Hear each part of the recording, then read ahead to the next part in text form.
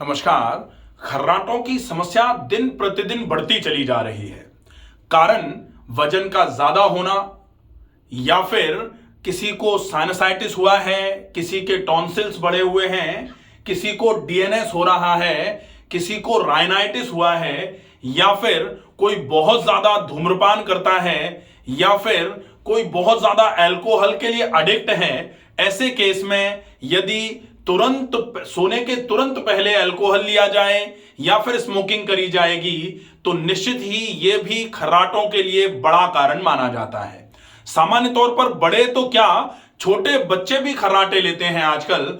उनके खर्राटों का रीजन होता है या तो टॉन्सिल्स बहुत ज्यादा बढ़े हुए हैं जिसकी वजह से उनको सांस लेने में तकलीफ हो रही है, और दूसरे नंबर पर बच्चों की नाक बंद है, या फिर साइनस की प्रॉब्लम है, या फिर नाक की हड्डी अगर टेढ़ी हो गई है उसकी वजह से नाक से सांस लेने में उनको दिक्कत होती है। तो फिर मुंह से श्वास भरते हैं और मुंह से श्वास भरते समय फिर गले से आवाज आना चालू हो जाती है, क्योंकि नाक ही श्वास लेने के लिए उचित माध्यम मानी जाती है। जब नाक बंद हो जाए और मुंह से श्वास भरी और छोड़ी जाएगी तो निश्चित ही श्वास भरने के और छोड़ने के साथ में श्वास के साथ वाइब्रेशन होगा और वो खर्राटों के रूप में उपस्थित होगा।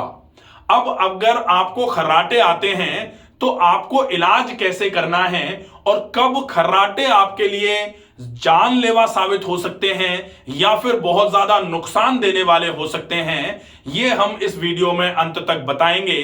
तो आप इस वीडियो को पूरा अंत तक जरूर देखें।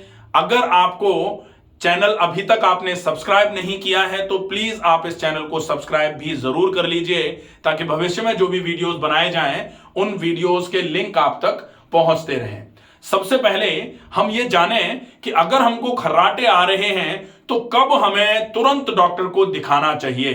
अगर हमें खर्राटे आ रहे हैं और खर्राटे आने के साथ साथ जब हम पूरे दिन में ऐसा महसूस करना चालू करें कि रात को सो रहे थे, खर्राटे आ रहे थे, पूरे दिन आलस आ रहा है, पूरे दिन हमारा शरीर टूटा टूटा सा लग रहा है, पूरे दिन हमको गुस्सा आ रहा है लगातार, अगर हम ध्यान लगाने में मजबूत तरीके से ध्यान नहीं लगा पा रहे हैं, कंसंट्रेशन हमारा बिगड़ रहा है अगर, या फिर सवेरे सवेरे जागते ही सिर में दर्द अगर हो रहा है, ऐसी कंडीशन में हमें तुरंत डॉक्टर को विजिट करना चाहिए, ताकि हम ये जान सकें कि खर्राटे लेने की वजह से कहीं हम रिस्क में तो नहीं हैं। या फिर कभी कभी ऐसा होता है कि जैसे ही हम जागे, सवेरे जागते ही सिर में दर्द है, या फिर रात को सोते सोते एकदम से हम चौक करके जाग जाएं और फिर हम देखें कि हमारी हार्ट बीट बढ़ी हुई है, या फिर हम हाफ रहे हैं, या फिर हमारा दम एकदम से घुट रहा है। अगर खर्राटे लेते हुए हम रात को जागें और जागते ही हमको ऐसा महसूस हो तो निश्चित ही हमको मिलना चाहिए डॉक्टर से जाकर के, और वहां पर हमें जांचों में क्या जांचें कराना चाहिए। सबसे पहली जांच जो हम कराएं वो होनी चाहिए स्लीप स्टडी। स्लीप स्टडी जो ये कंफर्म करेगी कि कहीं हमको स्लीप एपनिया तो नहीं हो रहा है। स्लीप एपनिया का मतलब होता है रात को सोते सोते एकदम से जब हम सांस भर रहे हैं तो सांस के रुकने की वजह से, क्योंकि नाक से सांस भर नहीं पा रहे, हम मुंह से सांस भर रहे हैं, अगर गले में कहीं कोई चौकेज आया और अगर सांस नहीं आ पाई तो थोड़ी देर तक जब सांस नहीं आती है तो एकदम से हम ऐसे चौक करके जागते हैं, और उस समय हमें कभी कभी ऐसा भी लगता है कि हम तो कोई सपना देख रहे थे, सपना टूटा है। तो अब हम देखेंगे कि अगर ऐसा कुछ महसूस हो रहा है हमको तुरंत डॉक्टर से मिलना चाहिए, या फिर आप 5 दिन के लिए ये जो मैं इलाज बताने वाला हूं इन इलाजों को बहुत अच्छे तरीके से फॉलो कर लीजिए। 5 दिन में ही आपको बहुत अच्छा आराम खर्राटों में लगना चालू हो जाएगा। सबसे पहले तो खर्राटों का अगर परमानेंट इलाज आपको करना है तो सबसे पहले नंबर पर आपको अपने वजन को कम करने की आवश्यकता है। अगर आप एडल्सेंस एज में हैं उसके बाद आपको खर्राटे आ रहे हैं, जैसे कहीं कहीं लोग कह सकते हैं कि बच्चों को खर्राटे आ रहे हैं तो बच्चों को वजन कम करने की कहां आवश्यकता है। बच्चों के खर्राटे जो आते हैं वो टॉन्सिल्स की वजह से, मैंने बताया ना 2 कारण अलग होते हैं, तो बच्चों के खर्राटे मैं अलग से एक वीडियो कर दूंगा इसमें, ठीक है। अब अगर बड़ों को खर्राटे का केस है ये, तो वजन को मैनेज जरूर किया जाना चाहिए, वजन को कम करने का प्रयास किया जाना चाहिए। रेगुलर एक्सरसाइजेस जरूर करना शुरू कर दीजिए।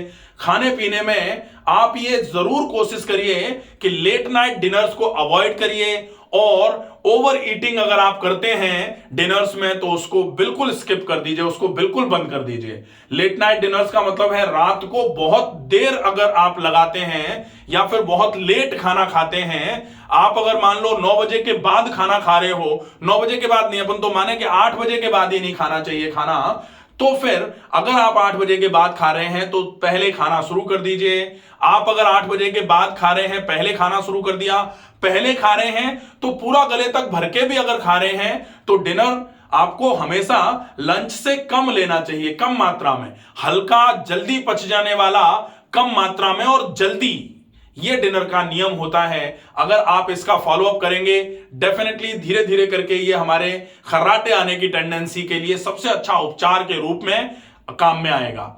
इसके अलावा अगर आप स्मोकिंग करते हैं उसको क्विट कर दीजिए।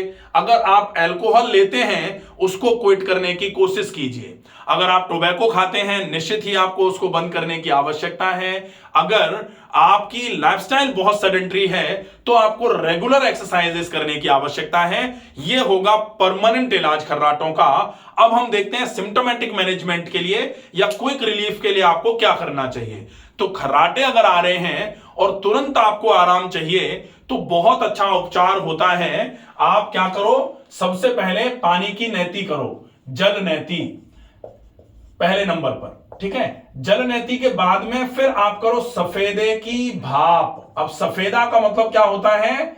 सफेदे का मतलब होता है यूकेलिप्टस। यूकेलिप्टस मतलब वो जो सफेद सफेद पेड़ होते हैं जिसमें जिनके पत्तियों में विक्स की खुशबू आती है, उन पत्तों की भाप लेनी है, सफेदे के पत्तों की भाप। अब सफेदे के पत्ते पानी में डाले, पानी में डाल करके इनको उबाला और जो भाप लगना चालू हो जाए, जब भाप निकलना चालू हो जाए तब फिर इस भाप को आपको कैसे लेना है, यहां आपने अपने ये नाक हो गई और यहां से ऐसे करके एक तौलिया को ओढ़ लिया। अब ये भाप जो जा रही है नाक से होते हुए आपके फेफड़ों तक जानी चाहिए। ये भाप इस तरीके से दोनों फेफड़ों में जाएगी तो फिर ये आपके लिए बहुत उपयोगी साबित होगी।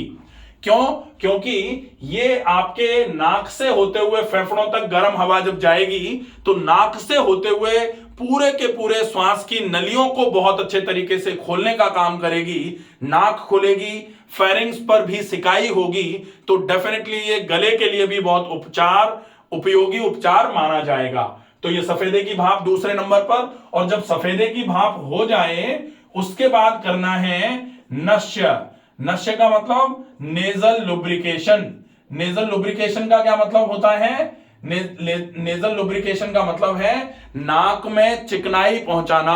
अब नाक में चिकनाई कैसे पहुंचाएंगे आप? नाक को या तो आप क्या करो, आपने पानी की नैती करके नाक को साफ कर लिया, सफेदे की भाप करके जो नाक में कोई भी फॉरेन पार्टिकल्स जो चिपके हुए थे, भाप जो है एक्सट्रीम हीटिंग एप्लीकेशन होता है उससे वो छूट जाएंगे, अच्छे से नाक को छिड़क दिया।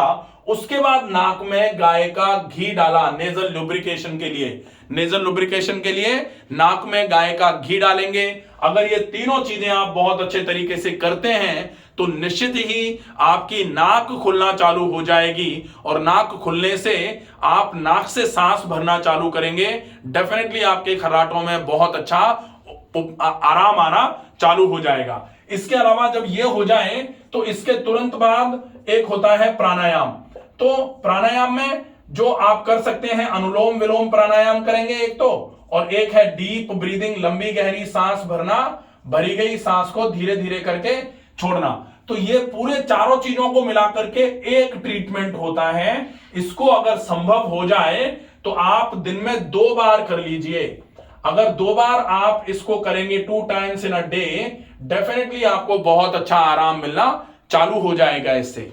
अब दूसरा उपचार जो होता है खर्राटों के लिए वो है जब भी आप कुछ भी खाएं या पिएं उसके बाद आप गुनगुने पानी से, अगर गुनगुना पानी अवेलेबल नहीं हो पा रहा है तो सादे पानी से गरारे जरूर करें। अगर आप पानी के अलावा दूध या चाय भी ले रहे हैं तो आपको गरारे करने की आवश्यकता होगी। अगर आप पानी पी रहे हैं तो पानी पीने के बाद आपको गरारे करने की आवश्यकता नहीं है, क्योंकि जो भी कुछ जाता है अगर हम उसको पानी से साफ नहीं करेंगे इस पैसेज को, तो वो यहां चिपका रहेगा, वो हमारे पैसेज को धीरे धीरे करके इरिटेट करने का काम करेगा, निश्चित ही वो एक प्रॉब्लम का कारण बन सकता है। तो हमको हर बार जब भी कुछ खाया या पिया जाए अदर देन वाटर, उसके बाद हमको मुंह को गले को खंगालना है। इसके अलावा पॉसिबल हो जाए तो दिन में 3 बार गर्म पानी से गरारे करने हैं। गर्म मतलब गुनगुने पानी से गरारे करने हैं। यह बहुत उपयोगी उपचार होता है।